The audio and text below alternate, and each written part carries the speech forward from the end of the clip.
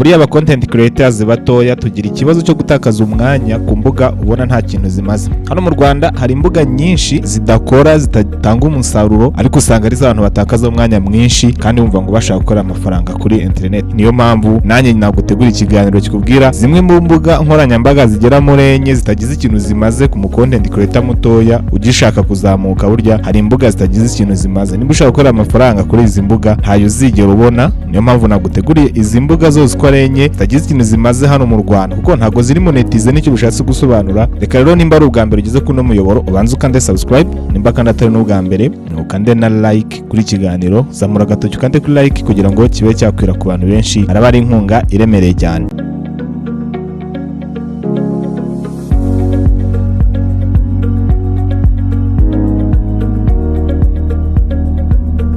Hano mu Rwanda tugira imbuga nyinshi zitandukanye za YouTube, za Facebook, Instagram, za X, zaho zitwa ngo ni za Twitter, za TikTok. Ni imbuga nyinshi zigiye zitandukanye. Buriya nk'urubuga rwitwa TikTok ni urubuga rukunzwe cyane muri no minsi. Murabizi ko ruracyari urubuga rushyashya nibwo rukiza. Rwazanye umuntu yarukoze ku buryo nyine abantu barukunda. Yo uri kuraka video kamwe gashira scrolling ujya ku kandi, iyo ukarebye ntugakunde scrolling ujya ku kandi gahita kikina. Ni uburyo babikoze, zifite algorithm nyine zoroshya ibintu ku buryo abantu baziriho baryoherwa n'ibyo bari gukora ku buryo umwanya wabo wose ari bushirira. Ariko se nk'abanyarwanda izo mbuga zo zimaze iki ko umusaruro zitanga ku bantu bamwe na bamwe?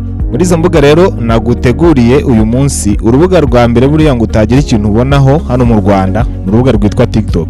Rwa rubuga nta kintu rumaze, urubuga ruraho rwo kugira ngo rurye amafaranga y'abantu gusa baguze megabytes, abantu bashyiraho video zabo bakabyina. Ni urubuga nyine rutagira ikintu rumaze. Cyakoze rwakugira umustar ukamenyekana mu gihugu bakaba bakumenya, ariko ku kijyanye n'ifaranga byo nta birimo. Buriya kwa rwa rubuga kugira ngo ubone amafaranga uri mu Rwanda nuko nyine ari umuntu uguhaye gift ku buri video wakoze akagoreza ka gift, cyangwa se akaba waza uri live bakajya bakoreza ama gift. Buriya n'abantu bakora amafaranga kuri TikTok ngo yakura ku ma live cyane ku buryo kuri video baba bakoze nta kintu babonaho, ariko ku ma live bakora ni babonera amafaranga. Impamvu ubona abantu bakora ama live nyine bagonya bavuga ngo kora kuri goal, kora kuri goal. Gukora kuri goal nta yindi mpamvu, nuko nyine nawe nta handi hantu hafite ari bwungukire mu gihe utamuhaye izo gift. Abantu rero barakubeshya bakakubwira ngo zana abafubazi 10,000 ngo utangire ngo ube monetize ubone amafaranga. Mu by'ukuri rura rubuga nta kindi kintu rumaze usibye nyine kuba waba umustar nawe ukajya ukora ama live abantu bakaguha amafaranga. Ariko se mu gihe batayaguhaye ira content zose bashyiraho mureba nta nimwe yinjiza n'igiceri cy'ijana, kereka wenda ku bantu bafite fame nini bamaze kumenyekana, nibo usanga bajya ku ma live abantu bakabahereza kuko nta wundi musaruro babona. Ubwo rero ni urubuga rwa mbere rwa TikTok nta kintu rumaze, kuko mu Rwanda ntabwo ruri monetize, nta kintu rwagufasha usibye kuba wenda wabona ama gift abantu bagiye bakohereza no kuba rwakugira umustar. Urubuga rwa kabiri nifuza kukubwira urubuga rwitwa Facebook. Buriya Facebook ni urubuga usanga ruriho abantu benshi, na abantu usanga ingano zose bari kuri Facebook. Ntekereza ko nta muntu w'umunyarwanda ufite smartphone cyangwa se na telefone gatoya akaba mu Facebook, nta muntu utagira Facebook. Ariko usanga ibintu abantu bapostingaho nta wundi mumaro usibye kuba baguha like, kuba bakwandikiraho ngo good day iki raka video keza kuri Facebook bakagakunda. Ariko buriya Facebook ntagira monetize hano mu Rwanda kuko ntago yaguhemba. Hari ibihugu byo muri Afrika biri monetize kuri Facebook nka za Nigeria, ariko hano mu Rwanda Facebook ntagira monetize, ndetse no muri East Africa yose buriya ni Kenya yonyine iri monetize kuri Facebook. Uramutse ugiye no muri Kenya bakamonetiza Facebook yawe, wahava wagaruka mu Rwanda bahita bayidene monetiza, nyine bya monetization barayikwambura. Ku bantu rero baruha bashyira content zabo kuri Facebook nta wundi musaruro mwenda kubona kuri Facebook nawo hari.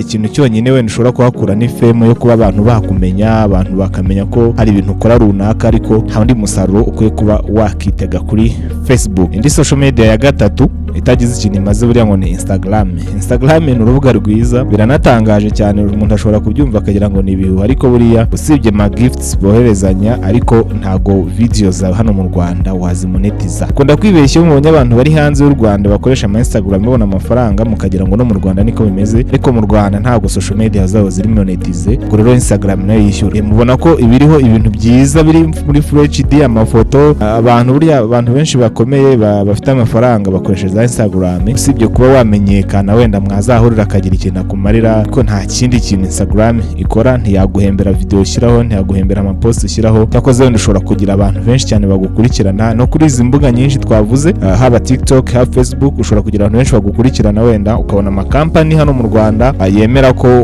uyamamariza. Kenshi rero impamvu izi mbuga uba usanga nta mafaranga abonekaho, hari n'abakubeshya ngo ufite account iri monetize, bigakunda ukabona umuntu afite TikTok iri monetize, ariko bakibegirwa ikintu kimwe, nuko ba nyiri izi mbuga algorithm zazo ukuntu zimeze zikozwe ku buryo nyine zisharinga video zawe mu gihugu mw'imbere, mu bantu bari muri icyo gihugu cyawe nibo bashobora kuba bareba video zawe. Video zacu hano mu Rwanda ntabwo twe turi monetize, nyine ntabwo zicamwe amatangazo, iyo tuvuze amatangazo nicyo twita ama ads, ntabwo ari aya ngaya amakampani aduha ngo tuyavuge hoya. Hari amatangazo yaragenwe na ba nyiri kampani cyangwa se Google, yitwa Google AdSense, igenda inyuzamo amatangazo mu video y'abantu, ariyo abishyura amafaranga igihe yarebwe n'umuntu uri kureba iyo video. Hano mu Rwanda ntabwo bikunda ko ushobora kuba wanyuza amatangazo muri video yawe, ntabwo bikunda. Niyo mpamvu usanga zino mbuga zitinjiza. Sero ugasanga umuntu afite TikTok ngiri monetize, ariko akamara umwaka atari yabikuzaho n'igiceri cy'ijana, cyangwa se akabona video afite nimba yarabonye amafaranga wenda nk'ibihumbi 100 kuri TikTok, nayavuye muri gift ugasanga byibura amafaranga avuye muri video yakoze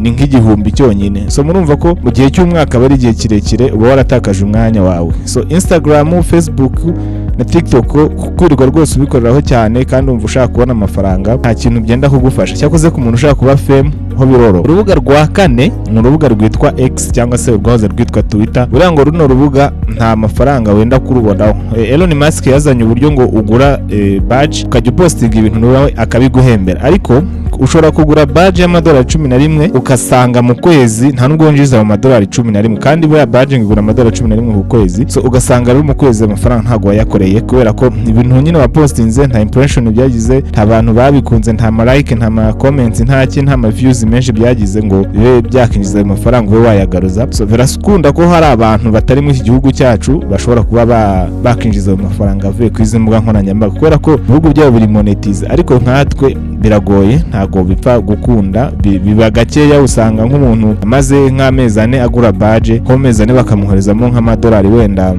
nka 30, kandi usanga yarakoresheje nk'amadolari nka 36 nangahe mu gihe arimo aragura iyo badge. So izi rero imbuga zigera kuri enye buriya ziri hano mu Rwanda zitagize ikintu kimaze. Ikintu zino mbuga wenda twavuga zishobora kuba zagufasha nuko mu gihe urimo urazikoreraho zishobora kuba zakugira umusitari, ukamenyekana cyane mu gihugu bakakumenya, noneho amakampani agatangira akakuyoboka ukaba wayamamariza, ariko nta kindi kintu wenda ushobora kuba wakuramo. Mu gihe rero muri amamariza amakampani, njye mbona abantu bashyira imbaraga nyinshi cyane kuri TikTok ngo bayizamure dufatanye kuzamurana kuri TikTok. Mu by'ukuri murazamurana, ariko nta kintu byenda kongera, usibye wenda ko wagira umugisha ukabona kampani zikagukunda zikakubwira ngo ukamamarize bitewe n'ibintu ukora ushyira kuri TikTok warabaye umusitari, ariko nta kindi kintu gishya wenda kuhakura usibye kuba wakamamariza amakampani no kuba wamenyekana.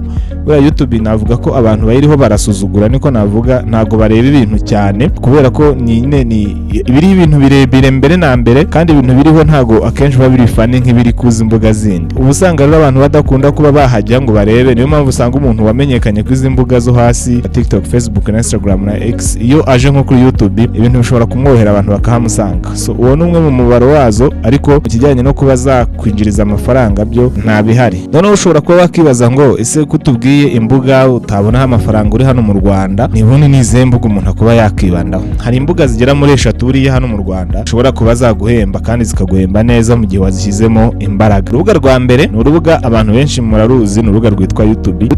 Iyo waje wamaramaje ugashyiraho imbaraga ugakora cyane, urunguru ruhinduka n'akazi keza ku buryo utiriwe ujya no gushaka kandi kazi ko gukora mu gihe waba ufite YouTube yawe nziza iguhemba. Ngira ngo ugerageje kureba bamwe mu bakora YouTube yahiriye baguhereza nk'amakuru, ni isoko y'amafaranga hano kuri YouTube. Ushobora kubona amafaranga menshi kandi akaza atafite ikibazo, ameze neza cyane. So ntabwo rero uru rubuga ari urubuga rwa buri wese, kuko bisaba nyine ngo uruzeho ufite ikintu uje kuha abantu. Hari igihe uza uvuga ngo nje kubona kubona amafaranga kuri YouTube wahagera bikakunanira. Nabyo binanira abantu benshi kuko ikintu cyo guha abantu nicyo kigoye, kugira abantu babirebe biragoye. Iyo umuntu ucika intege vuba uhita ko ubyihorera. Urubuga rwa YouTube rushobora kuvamwo akazi mu gihe washyizemo morale. Ufashe imbaraga zose utakaza ukora video zo gushyira kuri TikTok na Facebook na hehe, ukazitakaza izo mbaraga zose, ukazitakaza ushyira video za hano ku mbuga kuri YouTube, kamenyekana kuri YouTube, yageraho bigahinduka akazi kurusha uko wakabikoze ku zindi mbuga. Hari urundi rubuga, ni urubuga rwa kabiri rwitwa LinkedIn. Hari abantu benshi bataruzi, ariko ngo nimba uri kureba kuri no foto iri hano ku ruhande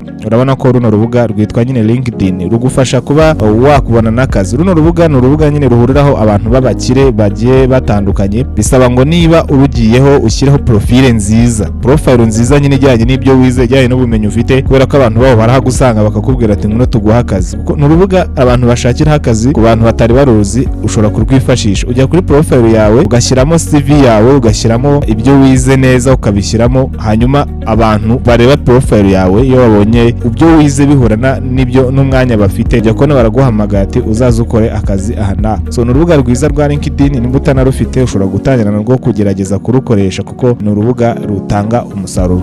Urubuga rwa gatatu ari narwo rwa nyuma ngira ngo nkubwire, mbere ko nkubwira no rubuga reka nkwibutse ukanda like ukande na subscribe kugira ngo tuzatubana mu bindi biganiro bigiye bitandukanye. Urubuga rundi ni urubuga rwitwa Upwork. Upwork abantu benshi bashobora kuba bataruzi, ariko ni urubuga rukora no mu Rwanda. Ushobora kuba wagendaho, naho haba hariho imirimo myinshi igiye itandukanye. Kuri Upwork icyiza cyaho ushobora gutanga y'akazi, ushobora no gukura y'akazi. Hariho imirimo myinshi igiye itandukanye kuko ushobora kugenda ukavuga ati njyewe nize imibare, ugahita ubona umuntu ukeneye coaching ya online, atari na ngombwa ngo mube mwicaranye, ukagenda ukajya umwigisha online, ari nk'i Burayi cyangwa muri Aziya cyangwa muri Amerika bibereye mu Rwanda. Hari nk'abantu baba bakeneye aba social media manager, ukaba waba umumanager wa social media z'umuntu runaka uri mu Rwanda, hanyuma akaguhemba. Hari abantu baba bakeneye imirimo myinshi, ababandikira ama story, abandika ibitabo, abakora imirimo itandukanye, ba supervisor. Ibyo byose bibera online, ushobora kujyaho ukareba akazi kagiye gatanu. Icyo ukora wowe no kugenda ugacompletinga profile yawe neza cyane, hanyuma bakazajya bakohereza offers zihuye na profile yawe washyizeho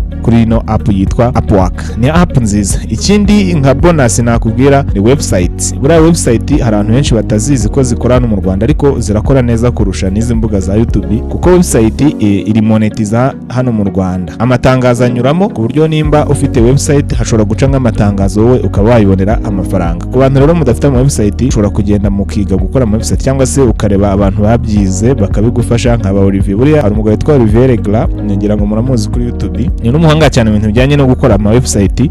Uramutse umwandikiye yagufasha. Website ni ikintu cyiza cyane. Ushobora gushinga website, itangazamakuru yo gucururizaho n'ibintu byinshi bigiye bitandukanye wakora kuri website. Abantu rero mutazi ibijyanye na website mwamubaza, yabafasha kuba mwabona izanyu website mugatangira mukaba nakora amafaranga. Icyiza cya website, hari abantu baba bashaka kubona amafaranga kuri internet ariko batamenyekanye, nta muntu bazi. So website ni ahantu heza ushobora kuba wakura amafaranga ariko nta n'umuntu ubizi, utamenyekanye, utagishyize isura yawe cyangwa se bikuranga hanze wabona amafaranga. So izi rero ni zimwe mu mbuga nayo naguteguriye zigera muri enye zitaguheza amafaranga, ndetse nza no kukongeza imbuga ushobora kwifashisha kugira ngo ube wabona amafaranga. Njye nitwa Mr. Egide, wibuke ukanda like na subscribe kugira ngo tuzatubona mu bindi biganiro.